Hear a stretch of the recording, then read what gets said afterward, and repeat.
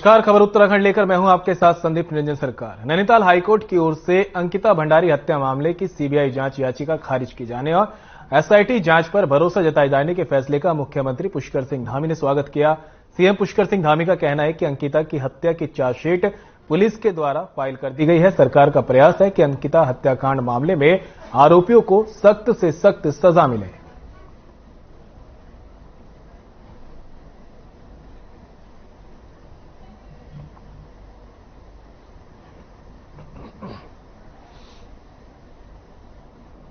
माननीय न्यायालय ने जो भी निर्णय दिया है हम उसका स्वागत करते हैं, लेकिन उससे बड़ी बात यह है, हमारे लिए बहुत बड़ी जो सामने चुनौती है कि जो भी इस केस में अपराधी हैं उनको सख्त से सख्त सजा मिले। उनके जो ये कृत्य हैं वो कृत्य निकट भविष्य में किसी को भी इस दिशा में पुनरावृत्ति करने के बारे में तो करना तो बहुत दूर की बात, सोचना भी उनके लिए बहुत भारी पड़े। उसके लिए मजबूत चार्जशीट पुलिस विभाग ने लगाई है और उसकी लगातार हम लोग ठोस तरीके से, हमारा पुलिस विभाग है, हमारे अन्य लोग हैं, मॉनिटरिंग करेंगे जिससे कि अपराधियों को सख्त सजा मिले। सीएम पुष्कर सिंह धामी ने कोरोना के नए वेरिएंट की रोकथाम के संबंध में सचिवालय में बैठक लेते हुए अधिकारियों को निर्देश दिए। सीएम ने कहा कि कोविड-19 पर प्रभावी नियंत्रण के लिए राज्य में बूस्टर डोज लगवाने का अभियान चलाया जाए। बूस्टर डोज लगवाने के लिए कल से ही कैंप लगाना शुरू करें। जनपदों में बूस्टर डोज के लिए कैंप लगाए जाएं। सभी जनपदों में कंट्रोल रूम सक्रिय किए जाएं। इसके अलावा सीएम धामी ने अधिकारियों को यह भी निर्देश दिए कि बूस्टर डोज लगाने के लिए लोगों को प्रेरित किया जाए। इसका विभिन्न माध्यमों से व्यापक स्तर पर प्रचार प्रसार भी किया जाए। सीएम ने मुख्य सचिव को कोविड की नियमित समीक्षा करने के निर्देश भी दिए।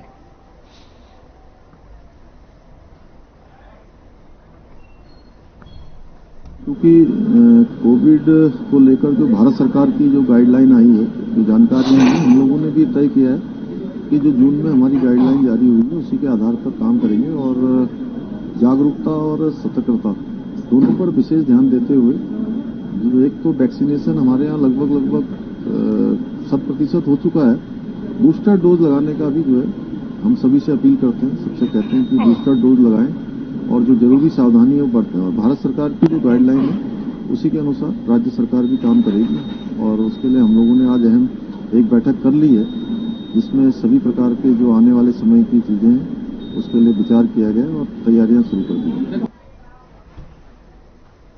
उत्तराखंड के मुख्यमंत्री पुष्कर सिंह धामी ने कोरोना को लेकर सचिवालय बैठक की। बैठक से पहले कोरोना के नए वेरिएंट पर मीडिया से बातचीत भी की। मुख्यमंत्री पुष्कर सिंह धामी ने राज्य की जनता से अपील की और कहा कि कोरोना अभी खत्म नहीं हुआ है, इसलिए सभी को सतर्क रहने की बेहद जरूरत है।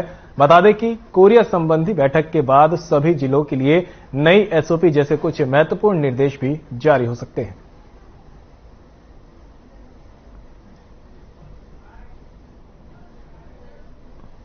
कोरोना चूंकि समाप्त नहीं हुआ है और जिस प्रकार से अभी रिपोर्ट आ रही है उसको लेकर हम सभी सतर्कताएं, जो भी जितने प्रकार की सावधानियां होती वो हम बरतेंगे। और पुलिस विभाग में मैंने अभी जो ओपनिंग कार्यक्रम था उसमें भी किया है और अभी यहां से जाने के बाद हम तत्काल इस पर बैठक करने वाले हैं और बैठक करके जो जरूरी दिशा निर्देश हैं, जिन जिन विषयों पर कोरोना को लेकर काम करना है, हम लोग काम करेंगे।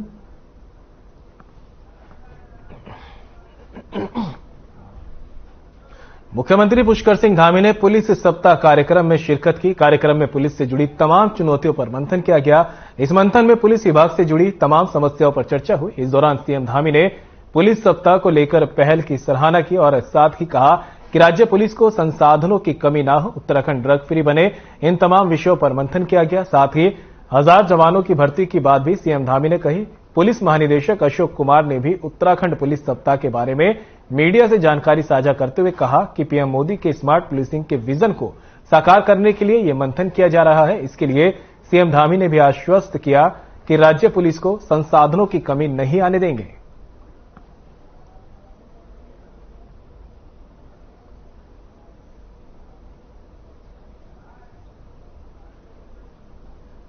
ये बहुत अच्छी पहल है कि अगले 3 दिनों तक लगातार बहुत सारे जो विषय हैं, जो चुनौतियां हैं, उनका कैसे समाधान होगा, कैसे उनका सरलीकरण होगा, कैसे उनका निस्तारण होगा। और इस पर सभी लोग अपने अपने यहाँ पर, जहाँ ग्रुप डिस्कशन के माध्यम से, अन्य माध्यम से सारी बातें रखेंगे, एक दूसरे के साथ रहेंगे, जिससे कि परस्पर अच्छी बॉन्डिंग भी होगी और जहां परस्पर जो संबंध हैं, रिश्ते हैं, वो अच्छे बनेंगे, तो निश्चित रूप से आगे आकर जो हमारे काम हैं पुलिस विभाग के, वो सरल होंगे।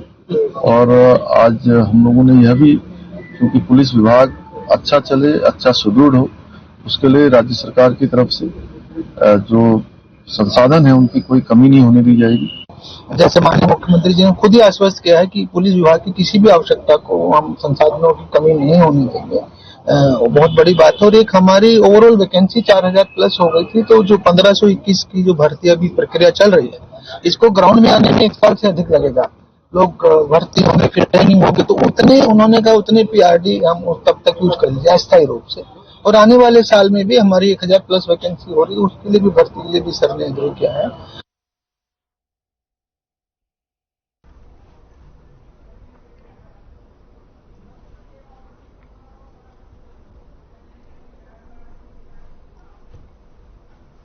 अक्सर सुर्खियों में रहने वाले कानपुर से बीजेपी के पूर्व विधायक कुंवर प्रणव सिंह चैंपियन एक बार फिर से चर्चाओं में है।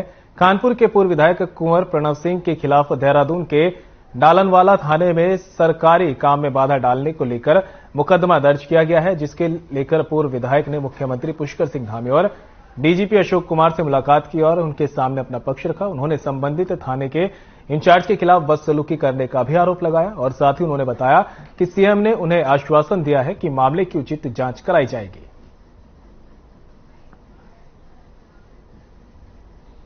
सम्मानित मीडिया बंधुओं, आप संविधान का 14 स्तंभ में मैं बहुत सम्मान आपका करता हूं। देखिए, एक मछली पूरे तालाब को खराब करती है। हमारी देवभूमि उत्तराखंड की मित्र पुलिस बहुत अच्छी है, हमारे एसएसपी देहरादून कुंवर साहब बहुत अच्छे हैं, हमारे डीजी पुलिस अशोक कुमार बहुत अच्छे हैं। अब हो गया है कि ये इंस्पेक्टर हो गया कहीं से ये नालायक किस्म का, झूठा है, भ्रष्ट है, अशिष्ट है, अमर्यादित आचरण रखता है।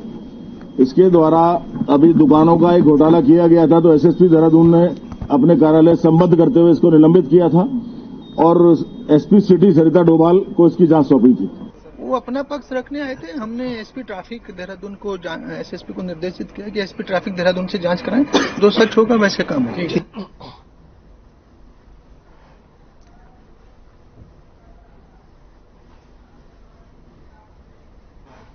बीजेपी नेता ने भीम आर्मी के कार्यकर्ताओं पर लाठी डंडों से हमला करने का आरोप लगाते हुए पुलिस कंट्रोल रूम को सूचना दी। सूचना पर पहुंची पुलिस ने मामले की जानकारी देते हुए हमले में घायल हुए लोगों को उपचार के लिए अस्पताल भेज दिया।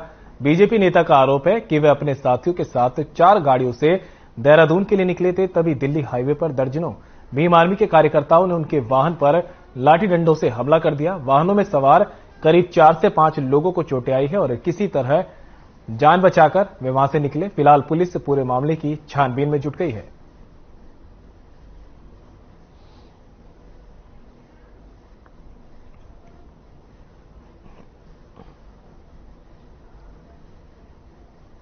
थाना सिविल लाइन कोतवाली पड़ता है। हम लोग देहरादून जा रहे थे, हमारे पास 4 गाड़ी थी और हम देहरादून के लिए हम निकले घर से। तो जहां पे पुराना आरटी ऑफिस है वहां पर 30-40 लोग हॉकी कट्टे ले रहे थे और ईंट पत्थर सब चीज हाथ में थी। हमने वो गली है बारीक, उसमें एक मोटरसाइकिल ने पहले मोटरसाइकिल डाल दी जिससे गाड़ी रुक सके और गाड़ी रोक के उन्होंने उस पे पत्थर और हॉकी से हमला कर दिया। वहां पर 20-30 लोग पहले से खड़े थे और जैसे वो रोड पर चढ़े उन्होंने हमने लाठी डंडों से हमला कर दिया, ईंटें भी बरसाई। वहां से हम जान बचाने के लिए मंगलोर साइड भागे और मंगलोर साइड आकर यहाँ होटल के पास हमने फोन किया, तो जैसे ही मंगलोर थाने से पीछे वाले आते हैं वे बोलते हैं हमारा क्षेत्र नहीं है। सर मुझे बताइए, अगर हम डर की वजह से दूसरे घर में शरण लेते हैं तो क्या उस दूसरे घर वाले की जिम्मेदारी नहीं बनती हमें हिफाजत करना? ऊपर से उन्होंने हमें पल्ला झाड़ दिया और ऊपर से हमें धमकाना शुरू कर दिया। सामने अभी एक व्यक्ति के साथ मारपीट की घटना की जानकारी मिली है।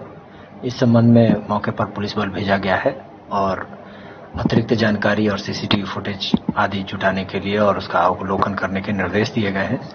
जो भी तथ्य प्रकाश में आएंगे उसके आधार पर अग्रिम विधिक कार्रवाई अमल में लाई जाएगी। इस संबंध में जानकारी मिली है कि इनके बीच पहले भी कुछ झगड़ा हो चुका है और उसी क्रम में आज ये झगड़ा हुआ है। तो इस पहलू से भी इस घटना को देखा जा रहा है, लेकिन जो भी संबंधित पक्ष हैं इसमें, जो लोग भी इसमें इन्वॉल्व हैं, उनके विरुद्ध अग्रिम कार्रवाई अवश्य की।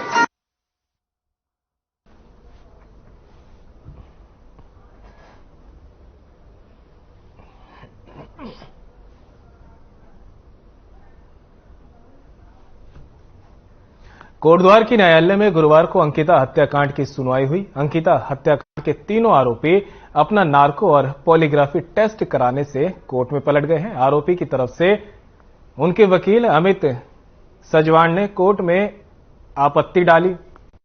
अंकिता हत्याकांड के तीनों आरोपियों ने अपने नार्को और पॉलीग्राफी टेस्ट से संबंधित सहमति और असहमति पत्रों को अपने वकील के माध्यम से वापस ले लिया है। बचाव पक्ष की ओर से यह स्पष्ट करने के लिए कहा गया कि पुलिस नार्को टेस्ट या पॉलीग्राफी टेस्ट क्यों कराना चाहती है, जबकि इस मामले में चार्जशीट भी दाखिल की जा चुकी है। बता दें कि अब अगली सुनवाई 3 जनवरी को होगी।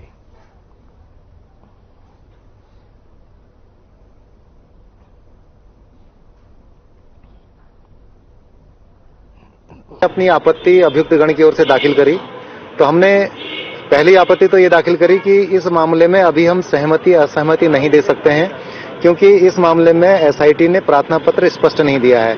उन्होंने ये स्पष्ट नहीं किया है कि वो किस जानकारी के लिए हमारा पॉलीग्राफ टेस्ट करवाना चाहते हैं और किस जानकारी के लिए नार्को करवाना चाहते हैं, या दोनों जानकारियों के लिए हमारा पॉलीग्राफ या नार्को टेस्ट होना है। तो इस प्रकार से वो स्पष्ट नहीं है कि उन्हें किस चीज के लिए पॉलीग्राफ करवाना है, किस चीज के लिए नार्को करवाना है। इसके अलावा कुछ ये भी जानकारी मिली थी कि पुलिस ने जो है दबाव डाल करके इन लोगों से जेल से एक सहमति पत्र भी न्यायालय में भिजवा दिया गया है। तो हमने ये प्रार्थना पत्र भी साथ साथ ये भी उसमें प्रेयर करी है, क्योंकि अनुच्छेद 22 में हर अभियुक्त को अपने बचाव का अधिकार है, विधिक सहायता लेने का अधिकार है।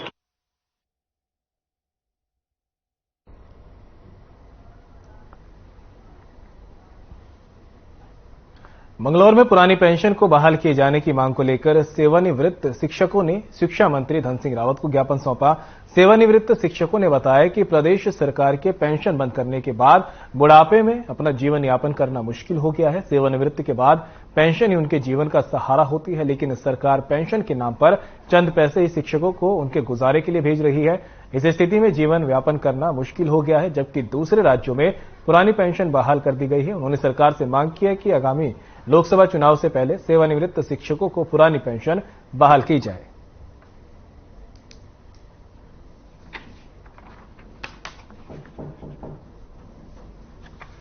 हमने शिक्षा मंत्री धन सिंह रावत जी को एक ज्ञापन सौंपा है, जिसमें पुरानी पेंशन बहाली का हमने मुद्दा उठाया है। सभी कर्मचारी, सभी उत्तराखंड और राष्ट्र में भारत में जितने भी कर्मचारी हैं, उन सब की पुरानी पेंशन बहाल करने के लिए, जो कि 2004 के बाद सरकार ने बंद कर दी है और उत्तराखंड में 2005 के बाद बंद कर दी गई है। और पेंशन का जो मुद्दा मंत्री जी को समझाया गया है कि ये हमारी बुढ़ापे की एक लाठी है, जिसके बगैर हमारा जीवन यापन मुश्किल हो जाएगा। सभी पत्रकार बंधुओं का हार्दिक स्वागत एवं धन्यवाद करता हूं। हमारी मांग केवल एक ही है, पुरानी पेंशन बहाली।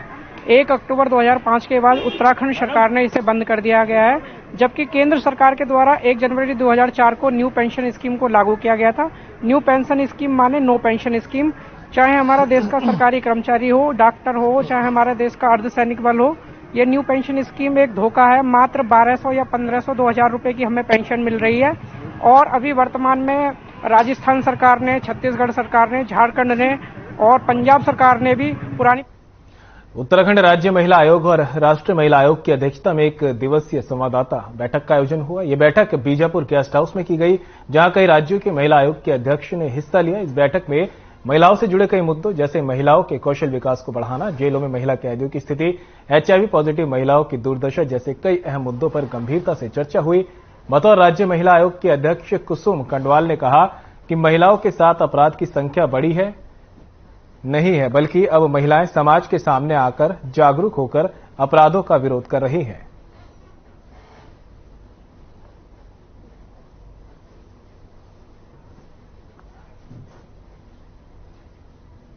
राष्ट्रीय महिला आयोग की बैठक हर 3 महीने में होती रहती है और जितने भी हमारे अब तक के कार्य हुए हैं जो राष्ट्रीय महिला आयोग के द्वारा हमें निर्देशित किए जाते हैं, उसमें चाहे एंटी ह्यूमन ट्रैफिकिंग हो या पोषण माह हो या कोई भी अवेयरनेस का किसी भी तरह का कार्यक्रम हो, तो उसकी मॉनिटरिंग होती है। पूरी तरह से हम लोग रखते हैं, अपने अपने राज्य का पूरा विस्तार से यहाँ पे चर्चा होती थी कि हमने क्या किया। जैसे एंटी ह्यूमन ट्रैफिकिंग में हम लोगों ने 13 हमारे जिले हैं, तो अभी 2 जिले हमारे चमोली रुद्रप्रयाग रह रखा, बाकी जिलों में हमने एंटी ह्यूमन ट्रैफिकिंग की हमारे कार्यशालाएं हो चुकी हैं। ये 2 जिले भी हम तुरंत करने जा रहे हैं।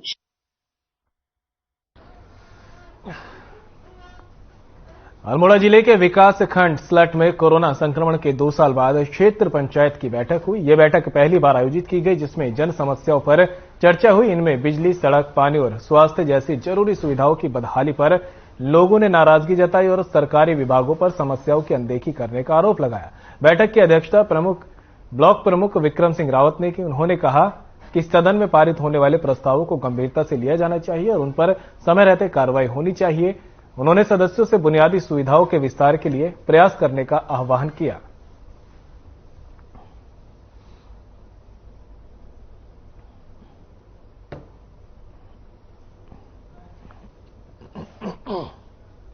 कि आज क्षेत्र पंचायत की जो बीडीसी बैठक है, इसमें प्रमुख जी द्वारा जो एजेंडा निर्गत किया गया उसके आधार पर बीडीसी की कार्रवाई गतिमान है।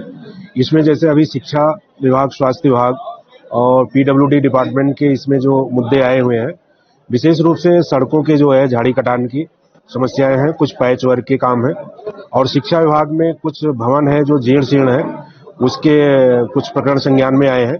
तो शिक्षा विभाग के ऐसे जीर्ण शीर्ण भवनों की जो है इसको कैटेगराइज कर लिया गया है जिला प्रशासन द्वारा, और इसमें जो डी श्रेणी के कैटेगरी है जिनको तत्काल बनाया जाना है, उसका प्राक्कलन भी निर्माण एजेंसी द्वारा तैयार कर लिया गया है और इसको शासन को प्रेषित किया गया है और जैसे धनराशि प्राप्त होगी इसमें कार्रवाई की। राजकीय महाविद्यालय टनकपुर में छात्र संघ चुनाव में 11 प्रत्याशियों ने नामांकन किया, जिसमें अध्यक्ष पद के लिए 1 प्रत्याशी राजेंद्र सिंह ने पर्चा भरा। वहीं उपाध्यक्ष पद पर अभिषेक जोशी, आयान, आरती वर्मा, भावना बोहरा ने पर्चा भरा है। सचिव पद के लिए गौरव कुमार, संयुक्त पद के लिए नंदनी चौहान, तुषार मिश्रा ने नामांकन किया। वहीं कोषाध्यक्ष के लिए सौरभ पांडे सहित साहिल गिरी ने नामांकन किया है। विश्वविद्यालय प्रतिनिधि के लिए नीरज सिंह बिष्ट ने नामांकन किया। इस दौरान पुलिस प्रशासन पूरी तरह मुस्तैद रहा। नामांकन के बाद एनएसयूआई छात्र संगठन प्रत्याशियों की ओर से शक्ति प्रदर्शन किया गया। वहीं राजकीय महाविद्यालय प्राचार्य नगेंद्र द्विवेदी ने बताया कि छात्र संघ चुनाव में 11 प्रत्याशियों ने नामांकन किए हैं, जिसमें अध्यक्ष पद पर सिर्फ 1 नामांकन हुआ है।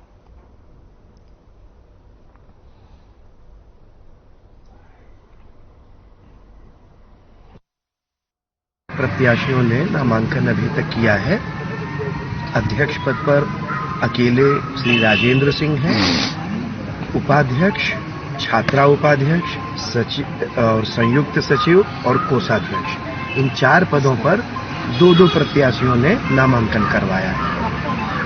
विश्वविद्यालय प्रतिनिधि मतलब अकेले नीरज सिंह बिष्ट हैं और सचिव पर श्री गौरव कुमार हैं और अध्यक्ष पद पर श्री राजेंद्र सिंह, तो अकेले प्रत्याशी। अल्मोड़ा का एसएसजे परिसर इन दिनों पूरी तरह चुनावी रंग में रंगा हुआ है। कैंपस के अधिकांश छात्र संगठन सीधे तौर पर अप्रत्यक्ष रूप से किसी न किसी राजनीतिक दल से जुड़े हैं। चुनावी दंगल में कूदे कुछ प्रत्याशी पूर्व छात्र संघ पदाधिकारियों से आशीर्वाद लेने पहुंच रहे हैं, तो कुछ राजनीतिक पार्टियों के नेताओं के चक्कर लगा रहे हैं। राजनीतिक दलों के नेता भी चुनावी माहौल को पार्टीगत रंग देने में कोई कोर कसर नहीं छोड़ रहे। वहीं छात्र संगठनों के इस हद तक राजनीतिकरण को पूर्व छात्र नेताओं ने गलत ठहराया है। उनका कहना है कि छात्र राजनीति में राजनीतिक दलों का हस्तक्षेप न के बराबर होना चाहिए, ताकि एक छात्र नेता अपने विचार व छात्र हितों को लेकर चुनाव लड़ सके।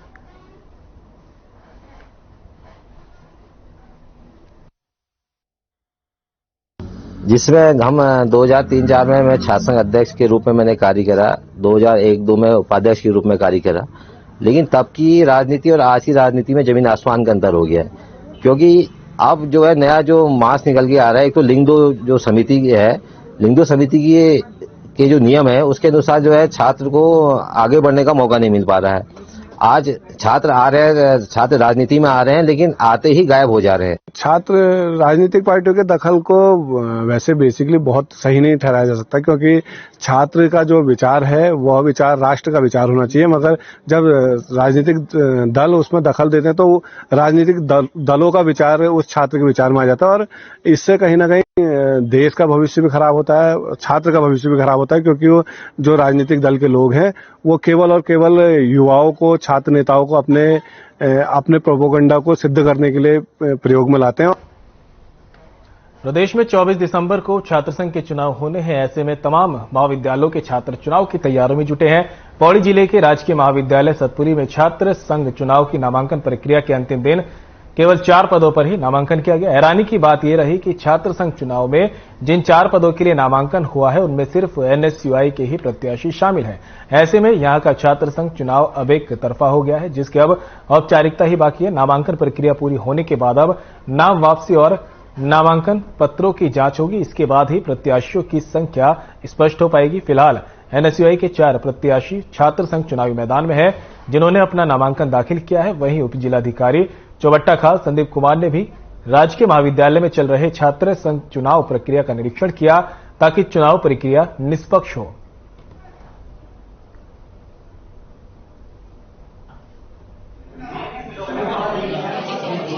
नामांकन प्रक्रिया थी शासन चुनाव की, जिसमें 4 बच्चे एलिजिबल थे जिन्होंने जो है नामांकन किया है। अभी इनकी एलिजिबिलिटी जो है टेस्ट होनी है। उस तदुपरांत जो है इनके प्रपत्रों की जांच होगी, वैध प्रत्याशियों की सूची जारी की जाएगी। हमारे यहाँ नामांकन किए हैं बच्चे, उसमें अध्यक्ष पद के लिए दिव्या बूढ़ा कोटी बीकॉम फर्स्ट सेमेस्टर से, और महासचिव के लिए कुमारी दिव्या हैं बीए तृतीय वर्ष की। अल्मोड़ा में अब पुलिसकर्मियों और होमगार्ड्स को ड्यूटी के दौरान लापरवाही महंगी पड़ सकती है। एसएसपी अल्मोड़ा प्रदीप कुमार राय ने ड्यूटी के दौरान अनुपस्थित रहने वाले और मोबाइल यूज करने वाले पुलिस और होमगार्ड्स कर्मियों को सख्त हिदायत दी है। एसएसपी अल्मोड़ा ने कहा कि अगर कोई पुलिसकर्मी या होमगार्ड ड्यूटी स्थल से दूर पाया गया या फोन पर बिजी है और इस दौरान जाम की शिकायत आती है तो ऐसे हालात में कर्मचारी पर सख्त एक्शन लिया जाएगा। एसएसपी ने कहा कि ऐसे लापरवाह पुलिसकर्मी पर डिपार्टमेंटल कार्रवाई की जाएगी।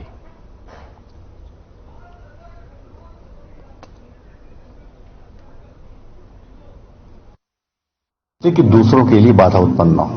अगर बाधा उत्पन्न होगी, पहले तो हम अनाउंस कर रहे हैं, पीए सिस्टम से अनाउंस कर रहे हैं, सीसीटीवी से निगरानी कर रहे हैं, और उसके बाद से फिर अगर उसके बाद भी कोई व्यक्ति नहीं मानता तो हम उसके खिलाफ जो है, जो भी नो पार्किंग में जो चालान होते हैं उस पर कार्रवाई करेंगे। बिल्कुल ये बिल्कुल गलत परंपरा है कि अगर कोई पुलिसकर्मी या होमगार्ड जिसकी ड्यूटी चौराहे पर लगी हुई है, अगर वो जितने घंटे भी ड्यूटी करनी है उसको ड्यूटी करना पड़ेगा। अगर वो किसी दुकान में छिपा हुआ है। अल्मोड़ा शहर में तहसील को वापस लाने के लिए पिछले 1.5 महीने से चल रहे आंदोलन में जिला प्रशासन से सकारात्मक परिणाम नहीं मिले हैं, जिस कारण व्यापार मंडल सहित विभिन्न संगठनों के लोगों ने प्रदर्शन किया और मांग की गई कि तत्काल तहसील को मल्ला महल में स्थापित किया जाए। अगर समय रहते जिला प्रशासन कार्रवाई नहीं करता है तो उग्र आंदोलन किया जाएगा।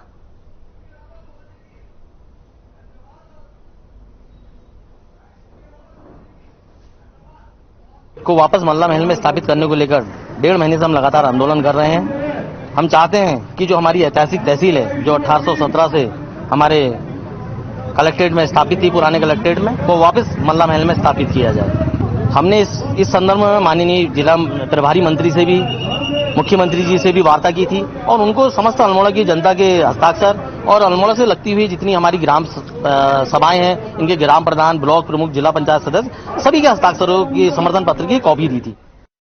और खबर उत्तराखंड में मेरे साथ इतना ही, दीजिए इजाजत, नमस्कार।